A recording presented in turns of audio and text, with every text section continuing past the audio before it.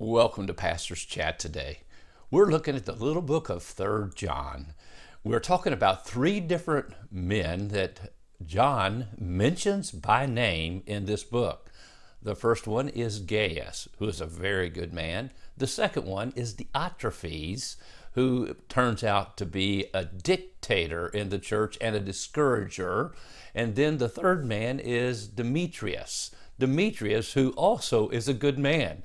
Now, for every bad person, dictator, manipulator, controller, person in the church or in your life that is causing havoc and problems, thank God there are two that are encouragers and very helpful.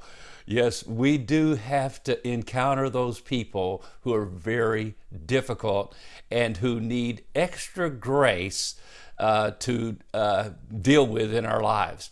And that was Diotrephes. And so here is this church that John is writing to, but specifically to Gaius, who's a very wonderful, godly man. And the more I read about him in this passage, the more I like him and thank God for him. And I thank God for all the Gaiuses that the Lord allowed me to be the pastor of over the years, that greatly encouraged us, greatly encouraged the missionaries that came through, and greatly encouraged everybody else in the church, and were a wonderful testimony in our church and in the community. Oh, thank God for all the Gaiuses. But there is almost in every church a Diotrephes. And so let's read. I've read it before, but I want to read it again. So he said, I wrote to the church, verse 9, but Diotrephes, the billy goat in the church, the butter in the church, who loves to have the preeminence among them, does not receive us. Therefore, if I come, I will call to mind his deeds which he does, prating against us with malicious words, and not content with that, he himself does not receive the brethren, and forbids those who wish to, putting them out of the church. And so John then tells how to deal with it. Beloved, verse 11, do not imitate what is evil. Don't be like a Diotrephes, but what is good, be like a Gaius. He who does good is of God, but he who does evil has not seen God. You know, it's so sad that even in the body of Jesus Christ, there can be implants. I couldn't help as I was thinking of this passage of scripture here in 3rd John about a passage that Paul talks about in the book of 2 Corinthians chapter 11. And he says, but what I do, this is verse 12, I will also continue to do, that I may cut off the opportunity from those who desire an opportunity to be regarded just as we are in the things of which they boast. For such are false apostles, deceitful workers, transforming themselves into apostles of Christ. And no wonder, for Satan himself transforms himself into an angel of light.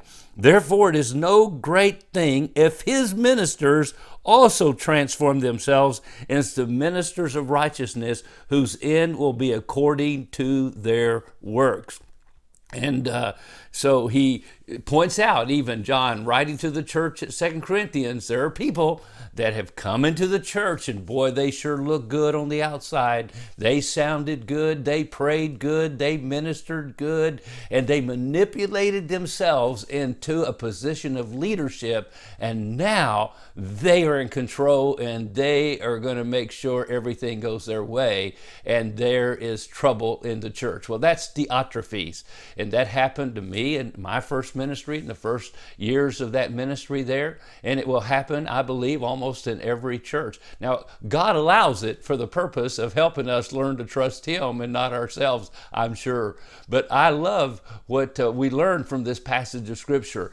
And I'll never forget the night I was ordained in the gospel ministry along with Gary Byers in a barn right there on the property of Shenandoah Valley Baptist Church.